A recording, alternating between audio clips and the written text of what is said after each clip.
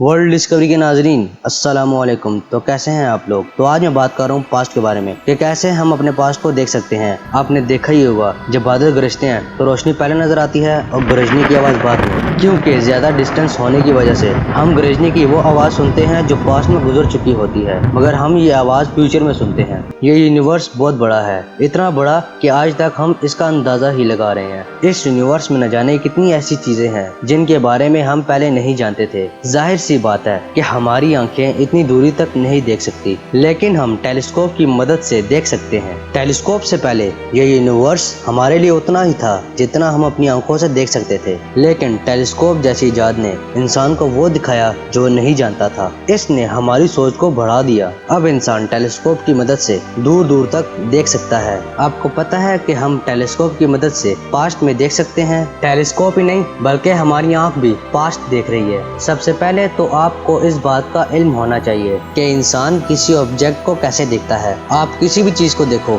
मगर अहम बात यह है कि अगर कोई चीज किसी डिस्टेंस पर है तो वो चीज आपको कैसे नजर आती है, उस चीज का इमेज आपकी आंखों में कैसे बना। इसमें सारा खेल लाइट का है। जब कोई लाइट रे किसी ऑब्जेक्ट से इमिट होकर या रिफ्लेक्ट होकर हमारी आई लेंस पर पड़ती है और रेटिना पर फोकस होती है तो उसकी इमेज हमारे रेटिना पर बन जाती है। और रेटिना में 130 मिलियन सेल्स होते हैं। जब ये सेल्स लाइट को डिटेक्ट करते हैं तो ये इलेक्ट्रिकल सिग्नल्स में तब्दील हो जाते हैं। रेटिना इन इलेक्ट्रिकल सिग्नल्स को हमारे ब्रेन तक पहुंचाता है। इस वजह से हम किसी भी चीज को देख सकते हैं। अब हम लाइट पर थोड़ा डिस्कस करते हैं कि लाइट क्या चीज है। आइंस्टाइन ने कहा था कि लाइट के पार्टिकल्स पैकेट्स की फॉर्म में होते हैं जिन्हें फोटॉन्स कहा जाता है, और ये फोटॉन्स वेव की फॉर्म में ट्रेवल करते हैं। अब लाइट पार्टिकल है या वेव ये तो फिलहाल क्लियर नहीं है, मगर लाइट की स्पीड बहुत फास्ट है, यानी कोई भी चीज स्पीड ऑफ लाइट तक नहीं पहुंचती। लाइट की स्पीड लगभग 3 × 10⁸ मीटर पर सेकंड है, यानी लाइट एक सेकंड में 3 मिलियन किलोमीटर तक ट्रेवल कर सकती है।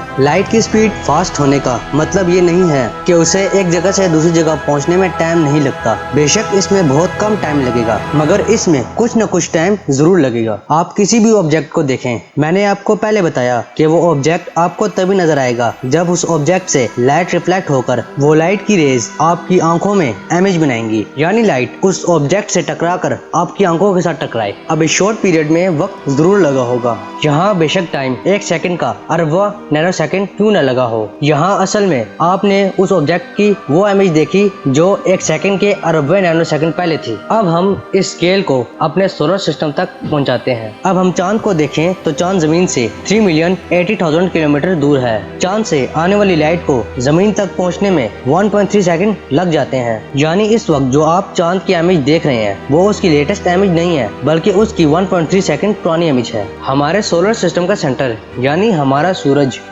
जमीन से 15 ट्रिलियन किलोमीटर दूर है। सूरज की रोशनी को जमीन तक पहुंचने में 8 मिनट और 20 सेकंड लग जाते हैं। सैटर्न से लाइट को जमीन तक पहुंचने में 80 मिनट्स लग जाते हैं। जिस सैटर्न को आप इस वक्त देख रहे हैं वो उसकी लेटेस्ट इमेज नहीं है, बल्कि 80 मिनट्स पहले की इमेज है। आप सोचे कि आप यूनिवर्स में किसी ऐसे प्लैनेट पर हैं जो जमीन से 10 ट्रिलियन लाइट ईयर्स दूर है। आप सोचे कि आप यूनिवर्स में किसी ऐसे प्लैनेट पर हैं जिसका फासला जमीन से 10 ट्रिलियन लाइट ईयर्स है। वो लाइट जो उस प्लैनेट से ट्रेवल होकर हमारी जमीन तक आ रही है, वो लाइट उस वक्त भी ट्रेवल कर रही थी जब हमारी जमीन पर डायनासोर्स की हुकूमत थी। आप सोच भी नहीं सकते कि उस प्लैनेट से ट्रेवल होने वाली लाइट कितनी पुरानी है। आप ऑब्जर्व करें कि आप उस प्लैनेट को टेलीस्कोप की मदद से देख रहे हैं तो आप ये जान लें कि 1 लाइट ईयर 10 ट्रिलियन किलोमीटर के इक्वल है। आप सोचें कि इतने लंबे सफर के बाद उस प्लैनेट से रिफ्लेक्ट होने वाली लाइट टेलीस्कोप की मदद से आपकी आई लेंस से टकराती है। उस प्लैनेट को आप देख लेते हैं और लाइट फिर नए सफर पर निकल पड़ती है। इस हिसाब से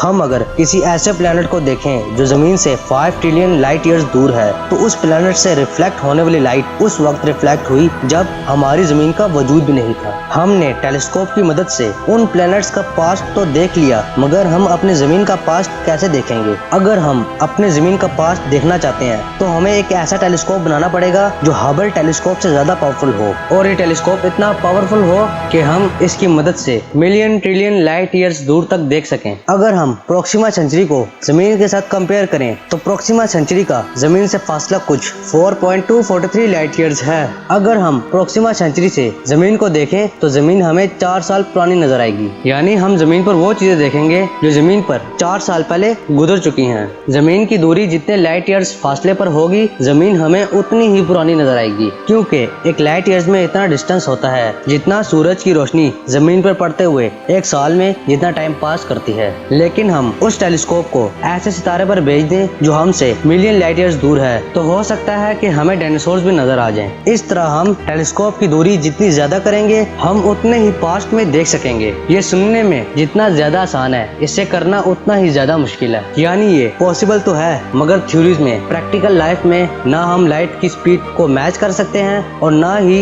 इतनी दूरी तक ट्रैवल कर सकते हैं, और ना ही किसी रोबोटिक टेलीस्कोप को यूनिवर्स में भेजकर उसके सिग्नल्स का इंतजार कर सकते हैं। तो आज का टॉपिक हम यही खत्म करते हैं। हम उम्मीद करते हैं कि आपको हमारी वीडियो जरूर पसंद आई होगी। हमारे चैनल को सब्सक्राइब कीजिएगा, अपने दोस्तों के साथ ज्यादा से ज्यादा शेयर कीजिएगा और कमेंट्स की सूरत में अपनी कीमती राय का इजहार भी कीजिएगा।